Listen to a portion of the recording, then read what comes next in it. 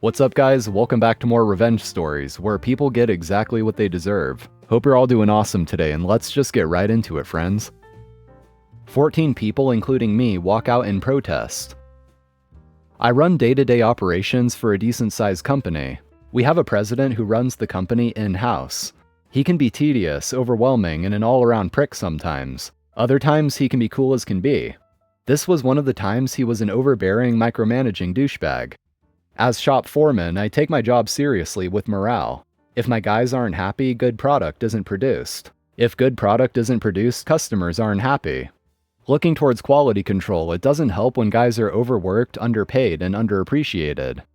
Friday was one of those days that started out well, but by 6:40 a.m. it had deteriorated to crap. No, we officially don't start work until 7 a.m. After the start, it was complain about this, micromanage that. Several people being cussed at and belittled. Everyone had had enough. Once in our programming office, the idea was floated by someone that we should just walk out. He can't fire us all. Now, we've all joked about this time after time, but it's never been more than a thought. We grit our teeth and bear it. That day was something different. After getting yelled at again for something out of my control, I finally said, screw it. When someone asked if I was in and serious, I said yes. Then it snowballed from there. A total of 20 were supposed to walk out, but due to cold feet and a few taking a crap, only 14 made it. At 10 a.m. we made our move. I told everyone to wait until he would be distracted with the machine, and we'd all clock out and leave. We all waited. When he was distracted, I gave the roundup signal and everyone left. A few stopped for beer to relax. We weren't intending on going back to negotiate until Monday. We all met at a guy's house and discussed why we walked, what we wanted, and what our terms were. One thing was very clear. We all came back, or no one did. After talking for 2.5 hours and coming to our terms, we decided to head back after a text from him. We were going to corner him. We were going to talk it straight, or we weren't working anymore. The talk lasted almost 2 hours, with both parties flexing their given muscles at some point. But one thing was made clear. Things were going to change, or we'd all go look for new jobs. After several people were threatened with being fired and none being let go, we came to terms that benefited us. For once, our workplace had so much morale. People were excited to work again. We went back to work with a purpose, agenda, and pride. This is the first Monday I've looked forward to work in a year. Even the guys who couldn't come, the people in the main office, we stirred the pot. We've made it known we're not going to go through this anymore. I'll vouch for any of my men, and I'd do it again in a heartbeat. My parents versus the bank. In 1973, my parents had enough money to build a little ranch house in the country. The small bank in town approved the mortgage, and the bank signed a contract to give Bob the money to build the house. Bob, as it turned out, was overbooking himself all over town, leaving his clueless minions to do the actual work. The build took longer and longer, with more and more work having to be ripped out and redone. We're not talking about using the wrong color paint or nailing up some wonky trim here. The architect forgot to fully erase a line on the blueprints, and the framers built a wall through the bathtub. My mother was told, don't put anything heavy in the kitchen cabinets, because they were attached to the drywall, not the studs, using a few roofing nails through the back of each cabinet. The garage door opening was framed into the living room instead of towards the driveway, and so on. When the bank's representative showed up for the final inspection, my parents met him in front of the yard and refused to sign off on Bob's work. The representative became angry as the bank had paid Bob a lot of money. He strode to the front door and pulled on the doorknob, whereupon the entire door, casing included, fell on him. It had simply been wedged, not nailed into place. The bank called Bob, who finally showed up to supervise the work himself. The only problem was that Bob wasn't any better at building a house than his minions were. My parents still refused to sign off on the house. My mother was a stay-at-home mom in a nasty rental, with 2 tiny children, while my dad was working 2 jobs while this was going on. Throughout the entire process, the bank and Bob treated them very poorly, bullying my mom and lying to my dad. What should have been an exciting time for my parents was ruined. My mom cried a lot, my dad got depressed. Finally, the bank threatened my parents with foreclosure, and Bob threatened to sue my parents for breach of contract, because the bank refused to pay him any more money. So my exhausted parents went to an attorney and gave him the rundown. Plumbing, electrical, tiling issues, the whole sorry mess. My parents were scared. All they had was their small down payment savings, so if this became a lengthy court battle, the bank and Bob would win. The attorney, Tom, was kind, but my dad said he could tell that he and Mom were doomed from Tom's facial expressions as he sorted through the paperwork. Then abruptly, Tom smiled. "Let's get everyone together for a meeting," he told my parents. "Tomorrow." So my parents, Tom, the bank's representative, the bank's attorney, Bob and Bob's attorney met at the bank. Tom didn't give anyone else time to begin. He said, "Well, my clients have decided that they no longer want this house. Please remove it."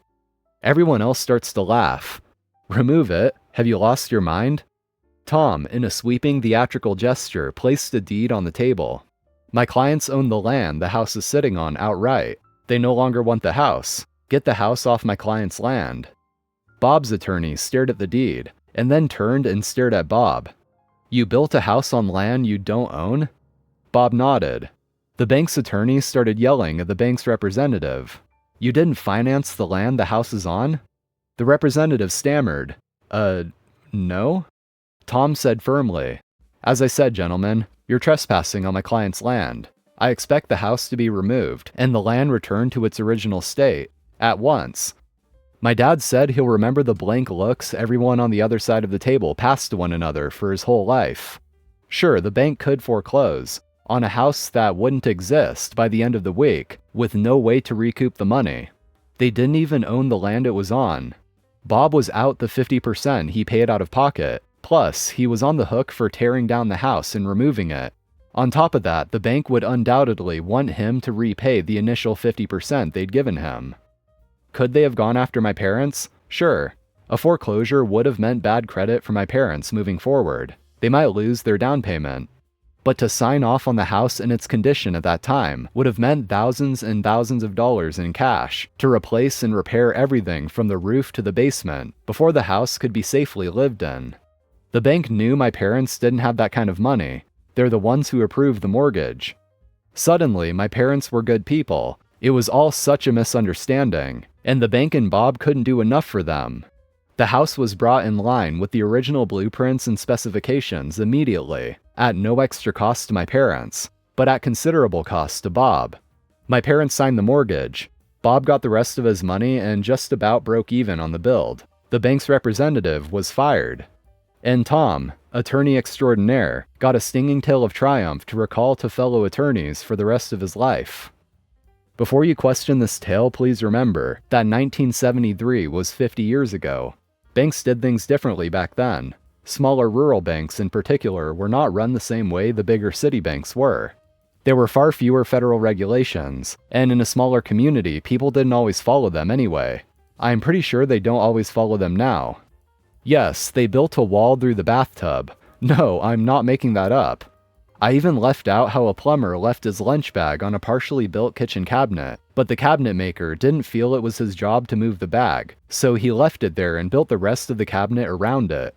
I don't even know where Bob found these people, but they were gems, every one of them. The bank and Bob put together very poorly written and pretty much unenforceable contracts. My parents' attorney figured this out, and the bank and Bob had to back off. Harasser gets fired and goes berserk. So this happened many years ago, sometime after I got my first major contract.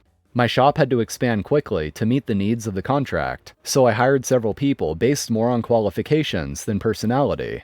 I also failed to do proper background checks. Very important, don't be dumb like me. This would prove to be a major misstep on my behalf.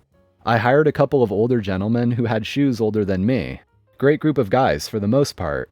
One guy I hired will be forever burned into my brain, and is why I am very careful about who I hire nowadays.